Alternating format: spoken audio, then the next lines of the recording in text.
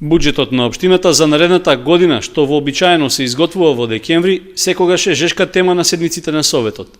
Неговата нацрт верзија беше понудена на разгледување пред советниците, при што од нив беше побарано да ги кажат забелешките и да предложат евентуални промени во ставките и сумите што ќе се прибираат, односно што ќе се трошат за нив.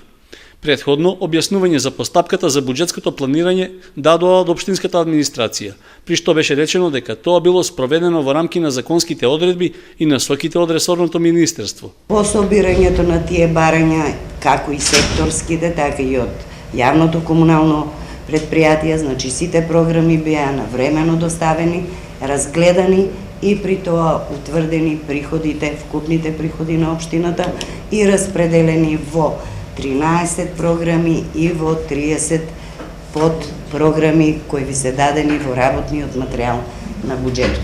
Сепак, уште на почетокот од дискусиите имаше критика за поодделни ставки и намени за кои до година ќе се трошат парите на граѓаните. Во делот на општинската администрација, во буџетот за 2014 година кој што е тековен, има планирано 49 милиони денари. Во буџетот за следната година имате планирано 51 милион и 500 илјади денари. Тоа значи зголемување за 2,5 милиони денари, а знаеме дека ќе имаме помалку пари од претходната година. Зошто имаме зголемување за 2,5 милиона денари по основ на плати? Знаеме дека ја покачивте платата за 3-4%, меѓутоа тука имаме зголемување за 8%. Дали планирате нови вработувања во локалната самоуправа за 2015 година или дали овој број на вработени се малку за услугите што треба да ги извршуваат? Наставно-образовни помагала имаме само 95.000 за цела година за сите школи. Од 660.000 лани, сега на 95.000, повеќе кратно е намален бројот. Сакаме напредок во образованието, си приклучуваме на образовни системи од поразвиени земји, а основни средства не нудиме. Тоа значи од овие пари училиштата да не очекуваат по ниеден предмет наставни помагала. Од географски карти, шестари, ленјери, за овие поскапите и да не зборим.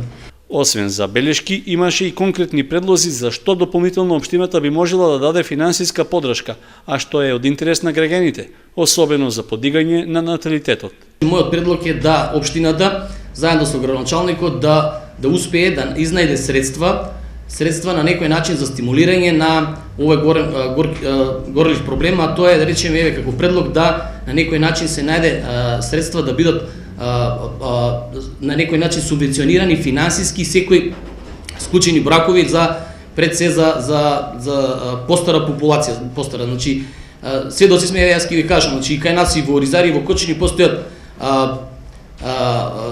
луѓе кои што ја минат својата четврта декада, значи на 40 години, а се уште не ставуваат во брак, а како еден вид стимулативна финансиска поддршка на сите они што ќе склучат брак, да речеме, во делот на годините и во делот на средствата нема да навлегува, меѓутоа општината и општинската администрација и градоначалникот може да ја лимитираат границата од која граница, значи може да секој што ќе склучи брак да добие одредена финансиска стимулација. Како планирате вие да влијаете на наталитето во општина Кочани? Спомнавте лозови и карвинци, они даваа вино и ракија. Сега дали тоа ќе значи аналогно дека ние по 2 вреќи ориз ќе даваме, а после ќе го стимулираме? Ева сега кажувате програма за наталитето. Тоа е глобален проблем на цел свет, на напредните земји. Во врска со нацрт буџетот имаше и други мислења на советниците. Пошто веќе имаме појави на донации од приватни бизнисмени, едно нешто што не ми се допаѓа, Совет на родители одлучиле оваа соба вака да ја прават, затоа што детето не го учило тоа, за мене е неприфатливо, може би е законито, али предлагам нека си тие донации дават на определени сметки, а каде ќе бидат наменети, тоа ќе одлучуваме ние. Односно ќе одлучува стручна служба на администрацијата во општината, евентуално други тела кои што се компетентни и каде гори тамо да се финансират. Руралните подрачја ги дискутиравме, значи имавме 3 милиони и 500, сега имаме 2 милиона, тука имаме големо намалување. Сметам дека руралните подрачја исто треба да бидат место каде што поголем дел од средствата ќе треба да бидат. Патување во странство, хранарина и дневници, патување во странство, патни расходи и патување во странство, сместување, по сите ставки поединечно се собира сума од 3,5 милиони денари.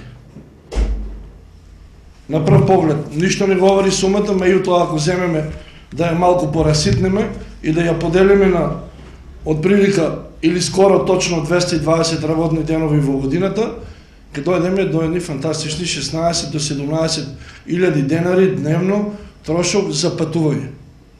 За дел од дискусиите на советниците беше речено дека можат да бидат вклопени во буџетското планирање, за што ќе се разговара уште еднаш на наредната седница на Советот, што треба да се одржи до крајот на овој месец, кога ќе треба да се усвојува буџетот.